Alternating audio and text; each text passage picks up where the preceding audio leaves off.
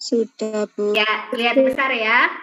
Full screen ya. Nah, ini yang mau kita diskusikan hari ini adalah bahwa selama kita masih bernafas, selama masih kita hidup, pasti ada masalah. Sekaya apapun orang, pasti punya masalah. Terlihat disiplin apapun orang, pasti dia punya masalah. Terlihat sempurnanya fisik orang, pasti dia punya masalah. Intinya, selama manusia itu masih hidup, dia pasti punya masalah. Kalau ada yang bilang saya itu hidupnya nggak ada masalah, itu pasti dia udah mati itu, ya. Karena setiap orang, ciri-ciri orang yang hidup itu selain bernafas, bertumbuh gitu ya. Ya satu lagi itu punya masalah. Jadi jangan ketika kita punya masalah itu merasa kita sendirilah yang paling merana hidupnya di muka bumi ini. Orang lain bahagia. Enggak, setiap orang bagaimanapun terlihat sempurnanya dia di mata kita, dia pasti punya masalah. Sama kayak kita. Cuman masalahnya yang beda-beda. Bisa dipahami sampai sini? Itu dulu untuk menyenangkan hati ya. Kita punya masalahnya masing-masing. Setiap orang punya masalahnya masing-masing. Nah, kemudian kalau kita punya masalah, kita dihadapkan dengan masalah, apakah akhirnya kehidupan kita berhenti sampai di situ? Wah, aku dapat masalah, udahlah hidupku mati di sini, hidupku sampai di sini itu. Enggak kan? Kita harus berusaha mencari solusi dari masalah kita. Kita harus bisa mengatasi masalah kita itu. Ya, jadi jangan sampai kalau punya masalah solusinya adalah Bu saya mengakhiri hidup saya gitu. Jangan sampai, nauzubillah min dzalik. Jangan sampai, karena setiap masalah pasti ada solusinya. Nah, cara orang untuk mengatasi masalah itu beda-beda. Ada yang pakai intuisi, ada yang pakai perasaan, ada yang pakai trial and error, ada yang pakai uji coba. Ya, kemudian ada yang pakai penelitian ilmiah. Nah, ada beberapa cara memang orang mengatasi masalahnya. Kalau kalian pakai caranya apa tadi? Cara memecahkan masalah kalian tadi finansial, susah untuk konsentrasi, tidak fokus, susah mengatur waktu. Itu pakai apa? Cara mengatasi masalahnya? Sudah teratasi belum masalahnya? Loh, kalau saya tanya jawab ya. Kita udah nggak nyalain kamera, tapi kalau saya tanya jawab ya. Suaranya ada. Apakah masalah-masalah yang kalian sebutkan tadi sudah teratasi? Belum, Bu. Bahkan pakai perasaan dan uji coba juga belum? Belum atau memang karena memang belum nyoba?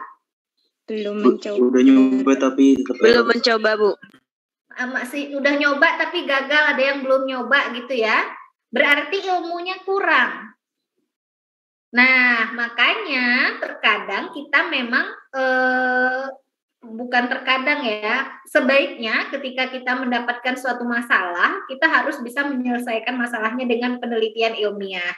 Penelitian ilmiah itu bukan berarti penelitiannya harus di laboratorium. Oh, saya punya masalah finansial, berarti saya besok mau izin masuk pendaftaran, masuk lab. Mau melakukan pinjam gelas ukur gitu ya, saya mau melakukan penelitian di lab. Enggak harus begitu. Penelitian ilmiah berarti penelitian itu harus dilandasi dengan kerangka ilmu pengetahuan. Ada ilmunya. Kalau tadi masalahnya adalah masalah finansial, berarti harus punya ilmu keuangan.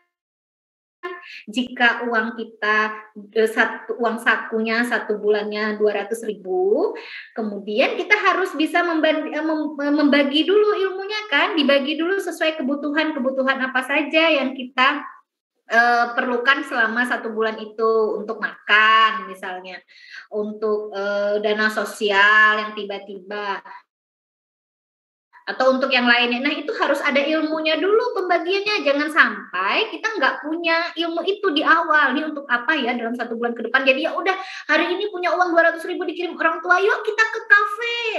ayo ngerokok tiap hari kalau yang ngerokok cowok-cowok misalnya. Jadi, nah kalau ilmunya itu dia nggak punya, oh berarti ilmu manajemen berarti ya, manajemen keuangan yang simple, nggak harus yang kayak orang akuntansi, orang ekonomi belajar di sekolah. Jadi manajemen keuangan yang dasar itu kan juga harus punya ilmu ya, membagi-bagi berapa persen, terus harus ada tabungan sebenarnya entah berapa persen dari penghasilan kita, dari uang saku kita misalnya. Itu harus ada ilmunya. Kalau nggak ada ilmunya ya nggak akan bisa diatasin. Kemudian kalau nggak punya ilmu tapi juga nggak mau mencoba mempraktekkan, nanti akan ada trial and error juga ternyata dengan konsep menurut manajemen keuangan saya itu nggak cocok ya, saya harus punya ilmu lain lagi, coba cari teori yang lain. Yang B saya terapkan lagi, ternyata error gagal lagi, ya udah saya coba lagi yang lain. Nah, itu harus ada semangat juang itu juga ya untuk menyelesaikan masalah. Kalau kita cuma punya masalah terus harapannya ya udah dengan berdoa selesai, itu juga nggak bisa. Allah juga udah menjanjikan kan ya, kalau kita punya masalah, kalau kita mau hidupnya berubah ya berarti kita yang harus berusaha berikhtiar untuk mengubah diri dulu, baru kemudian diikutkan dengan doa. Jadi harus sama tuh, seimbang ikhtiar dan doa, baru kemudian tawakal. Jangan sampai ada masalah terus berdoa sama Allah sekali aja tengah malam, sekali aja pula ya. Terus kemudian udah selesai gitu, menunggu keajaiban datang, menunggu jawaban Allah, ya nggak bisa kalau tanpa diiringi ikhtiar yang maksimal. Tuh bisa dipahami ya. Jadi tetap untuk memecahkan masalah kita harus punya ilmu. Kalau nggak punya ilmu ya nggak bisa. Nah nanti juga kalau ini dikaitkan dengan skripsinya, ketika kita menyelesaikan masalah dalam skripsi, ya harus punya ilmunya dulu.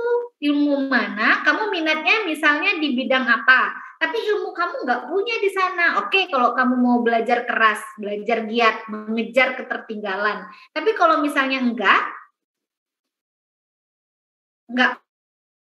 punya ilmu tapi nggak ada semangat untuk nyoba, maka ya susah lah masalahnya bisa terselesaikan. Benar nggak? Setuju nggak? Setuju, Bu. Ya, oke. Sampai di sini paham ya? Kita pelan-pelan nih. Berarti kalau kita ada masalah, mau masalah kita bisa teratasi, gini, kadang-kadang manusia itu dia punya masalah tapi dia nggak tahu kalau itu tuh merupakan masalah baginya.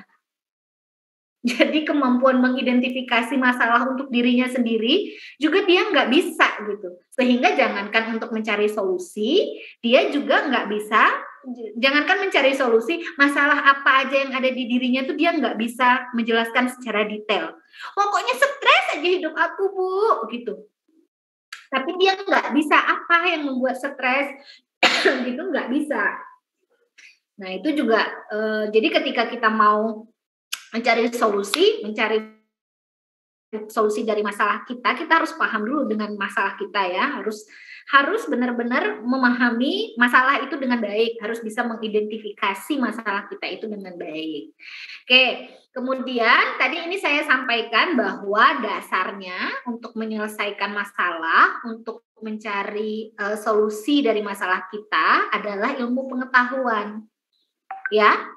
Nah, apa yang dimaksud dengan pengetahuan? Pengetahuan itu sebenarnya adalah jawaban atas rasa keingintahuan manusia. Kalau manusianya nggak ingin tahu, udahlah, gitu, nggak mau tahu, ya akan susah untuk mendapatkan pengetahuan, untuk mendapatkan jawaban. Jadi, kalau kita mau mendapatkan ilmu pengetahuan, berarti kita harus punya rasa ingin tahu yang besar dulu. Ya, ingin tahu tentang segala sesuatunya lah yang terjadi di alam semesta. Baik dia berupa fakta atau dia merupakan prinsip ya atau konsep. Nah, kita harus punya itu dulu. Manusia harus punya rasa ingin tahu. Harus malu bertanya tapi misalnya mencari jalan sendiri dulu lah. Kalau misalnya malu bertanya, oke, saya cari sendiri dulu. Yang penting ada rasa ingin mencari tahunya. Nah, orang-orang yang biasanya tidak tahu ya disebut orang-orang yang tidak berpengetahuan. Orang-orang yang ingin tahu, orang-orang yang banyak tahu disebut sebagai orang yang punya pengetahuan, ya. Itu orang-orang yang ingin tahu. Kalau orang-orang yang ingin tempe, ya belilah tempe ya. Tempe dan tahu teman sejati, sama-sama enaknya. Cuman kalau saya lebih suka tempe daripada tahu. Oke, kemudian itu tadi ya tentang ilmu pengetahuan, tapi selama ini ada miskonsepsi, ada salah paham terkait pengertian ilmu pengetahuan. Nah, apa miskonsepsinya? Ada anggapan yang menganggap bahwa kebenaran dalam pengetahuan itu, dalam ilmu pengetahuan itu dianggap absolut, dianggap udah pasti. Kemudian dia kebenaran pokoknya udah itu udah benar, nggak bisa disanggah, nggak bisa diganggu gugat, itulah ilmu pengetahuan. Padahal enggak, ilmu pengetahuan itu tidak bersifat absolut, dia bisa diuji dan siap diuji. Ya, kemudian dia bisa direvisi. Contohnya teori atom aja, ada beberapa banyak teori atom itu pengetahuan kan, ternyata ada yang menyanggah terus membuat teori baru, bisa. Jadi ilmu pengetahuan itu sifatnya nggak absolut. Jangan sampai gini, punya masalah, ya sedang dalam proses menyelesaikan masalah, iya saya sudah dalam proses menyelesaikan masalah dengan landasan ilmu pengetahuan, pokoknya udah bener lah caranya begini, nggak bisa diganggu gugat. Misalnya ya, ada yang menyampaikan demikian, itu nggak bisa ya, karena sebenarnya ilmu pengetahuan itu saat ini bisa diterima, tapi tiba-tiba nanti ada perkembangan ilmu pengetahuan yang baru, bisa jadi ilmu pengetahuan yang lama itu menjadi tidak bisa dipakai kembali. Bisa dipahami? Bisa. Bisa dipahami ya. Oke. Kemudian yang kedua, ada miskonsepsi yang beranggapan bahwa sains itu harus mempunyai manfaat praktis.